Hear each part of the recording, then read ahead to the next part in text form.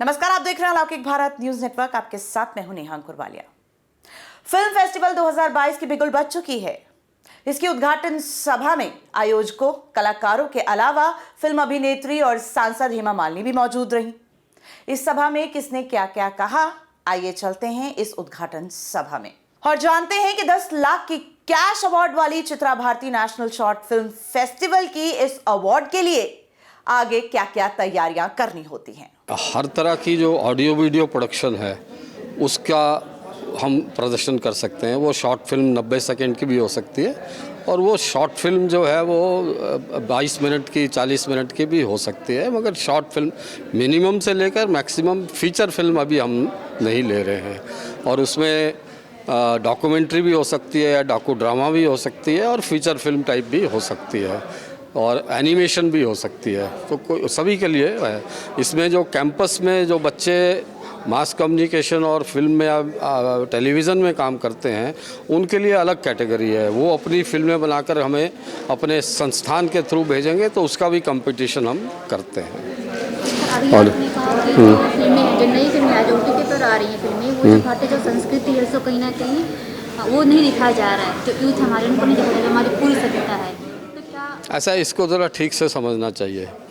चाहे OTT लीजिए, चाहे अपनी फिल्में लीजिए, दक्षिण भारत में, पश्चिम भारत में, उत्तर भारत में बनने वाले फिल्में लीजिए, अधिकतर फिल्म जो है, अधिकतर जो OTT प्लेटफॉर्म्स पे है वो समाज को ध्यान में रख के, सामाजिक मूल्यों को ध्यान में रख कर बनते हैं।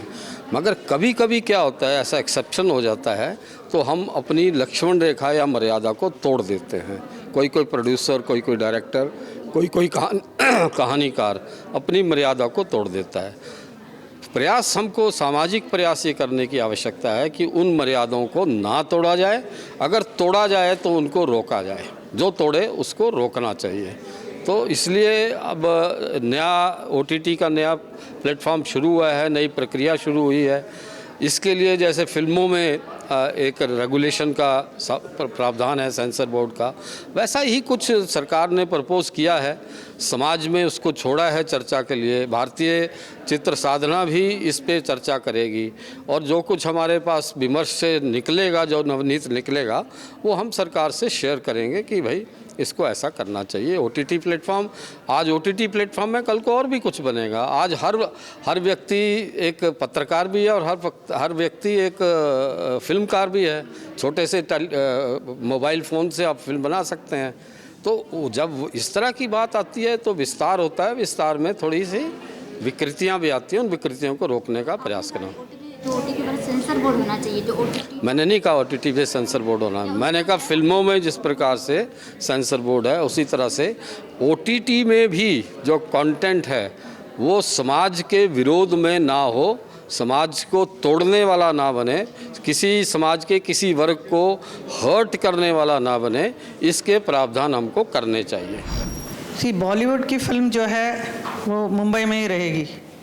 It's very difficult for those people to get out of that place and come and establish here, क्योंकि बचपन से एक ख्वाब रहता है। आप धर्म जी को भी देखिए, एक सपना था उनको कि मैं पंजाब से मैं बम्बई जाऊंगा, ये उनका एक ख्वाब था पहले से और उसको हासिल किया। क्यों? टू वर्क इन फिल्म्स ना। इतने बड़े बड़े आर्टिस्ट को देखा, बड़े बड़े डायरेक्टर्स को देखा, उनको चाहिए था कि मैं वहाँ जाके काम करूँ। सो ऐसा बहुत सारे कलाकार मुंबई में जाके सेटल होकर अपना घर बनाया, अपना परिवार को साथ रहकर वहाँ पे काम करते रहे हैं। अभी उनको उठा के आप यहाँ लाना, it's not possible, but at the same time Uttar Pradesh में भी बहुत अच्छा हो सकता है। जो नए पीढ़ी के लोग आएंगे उनके लिए बहुत बड़ा जगह मिल रहा है, जहाँ जो वहाँ से बॉलीवुड से भी, मुंबई से भी ज़रूर आएंगे, यहाँ पे उनको साथ देंगे और यहाँ पे अलग एक बनेगा। At the moment I don't know, because of corona nobody is going to the theatre, so this OTT platform is very useful. घर में बैठे बैठे सब कुछ देख लेते हैं अभी वंस। बट कुछ भी देखिए स्क्रीन पे, जो 70 mm पिक्चर सब जो देखने के लिए जाते हैं उसकी बात ही अलग है।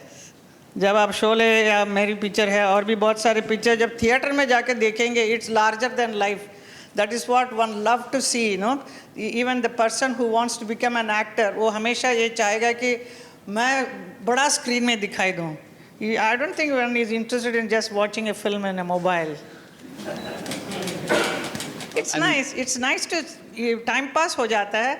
मैं कई लोगों का प्लेन में भी देखती हूँ डाउनलोड करके, they watch. It's interesting for us, but the larger than life, the screen में जो देखते हैं वो कहीं नहीं मिल सकता है.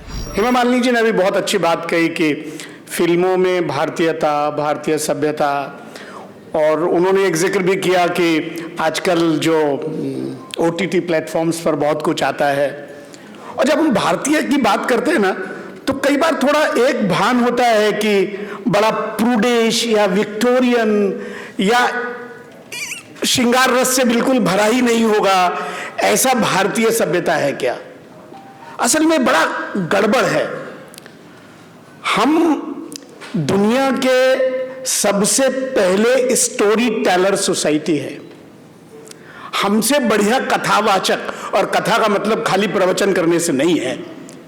भरत मुनि के नाट्यशास्त्र में नायिका भेद का इतना वर्णन है, मैंने तो इतने हॉलीवुड और बॉलीवुड में कभी देखा नहीं. तो श्रृंगार, सारे भाव, सारे रस, अष्टनायिका, सोचिए तो. और भारतीय शास्त्रों को देखेंगे, और शास्त्र से मेरा मतलब खाली धार्मिक शास्त्रों की बात नहीं कर रहा हूं, मैं साहित्य की बात कर रहा हूं. मैं तुलसीदास का बड़ा प्रेमी हूं. तुलसी जी हालांकि मर्यादा पुरुषोत्तम की बात करते हैं, लेकिन वो श्रृंगार का कितना सुंदर चित्रण करते हैं. सीता जी बैठी हुई हैं, राम जी आए हैं, वो देखना चाहती हैं. घर में जब भी बारात आती है ना तो महिलाएं सबसे पहले, मैं अपनी पत्नी से हमेशा पूछता हूं कि मोहल्ले में बारात आ रही है, तुमको जाकर देखना क्या होता है? लेकिन ये एक बड़ा रहता है. अब सीता राम को देखना चाहती है, सब लोग बैठे हुए हैं, कैसे देखेंगे? श्रृंगार करते हैं. वो कहते हैं अपने कंकन के नग की परछाई में सीता राम जी का चित्र देखते हैं. शादी तो नहीं हुई थी उस समय तक, तो उससे पहले वाटिका में मिलते हैं, पुष्प वाटिका में मिलते हैं. तो ये प्रूडिश तो नहीं हुआ, श्रृंगार तो है. सूरदास में श्रृंगार देखिए, पूरा कालिदास में जाइए ना, कितना श्रृंगार है. तो जब हम भारतीय बात करते हैं तो इसका अर्थ ये नहीं है कि कोई हम बैठकर वहां हनुमान चालीसा पढ़ने वाले हैं. भारतीय शाश्वत मूल्य स्टोरी टेलिंग का हिस्सा बने, नैरेटिव बिल्डिंग का हिस्सा बने, यह भारतीय चित्र साधना का आग्रह है. फिल्म वैसे ही बने, सुंदरता दिखाई दे. फिल्म क्या है? कम्युनिकेशन है ना, ऑडियो विजुअल कम्युनिकेशन है. और हर कम्युनिकेशन का अंतिम उद्देश्य क्या है? Why do we communicate? हमसे बलशाली बहुत सारे जीव हैं, हमसे बुद्धि वाले भी जीव बहुत हैं, हमसे सूंघने वाले जीव ज्यादा. तो मानव में क्या अंतर है? वह कम्युनिकेट करता है. लेकिन कम्युनिकेट का अंतिम उद्देश्य क्या है? वह है मानव उत्तरोत्तर आगे बढ़ता जाए, भाव से, बुद्धि से, विज्ञान से, और समृद्ध होता जाए. यह भारतीय चित्र साधना का उद्देश्य और लक्ष्य है, खाली डॉक्यूमेंट्री बनाना नहीं है. पहली बात ये, उसके अंदर सारे भाव आए. अब खाली एक ही भाव रहे, भरत मुनि ने तो नवरस लिख दिए, लेकिन फिल्मों में एक ही रस रहे, दो ही रस रहे, तो कैसे मजा आएगा? यह उद्देश्य. और भारत का भाव क्या है? 2 लाइनों में बात करके समाप्त करता हूं. हम सब मास्क लगाए हुए हैं, कोरोना का काल है. दुनिया के अंदर भारत की दृष्टि क्या है? आज के अखबार पढ़िए दुनिया के, तो बड़ा झगड़ा चल रहा है कि कौन सा वैक्सीन लगाया जाएगा, कौन सा वैक्सीन कितने में लगाया जाएगा. यूरोप में झगड़ा चल रहा है. फाइजर नाम की कंपनी कह रही है कि हम इतने में बेचेंगे. सिर्फ ट्रांजैक्शनल करना, तकलीफ से फायदा उठाना, यह ज्यादातर दुनिया की दृष्टि है. और भारत की दृष्टि क्या है? 70 देशों को वैक्सीन भेजना.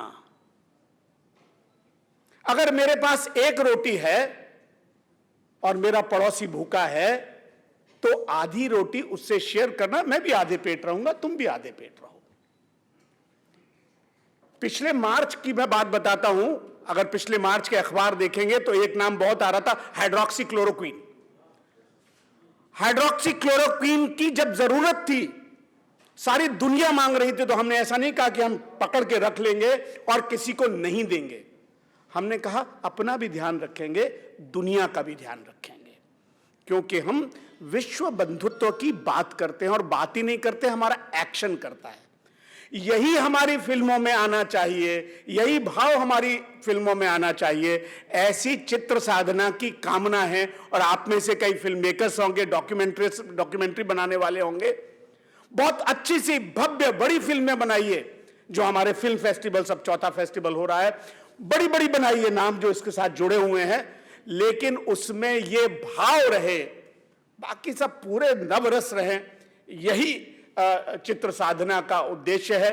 और जब से शुरू हुआ, मुझे ध्यान है कोठियाला जी, हम लोग थे भोपाल की उस बैठक में, जब इसकी आधारशिला रखी गई थी, सोच था, कितनी चर्चा की हमने, और सबने कहा कि ये लोग क्या फिल्मों की बातें करने वाले हैं, ये क्या फिल्मों की बातें करेंगे, फिल्मों की बातें।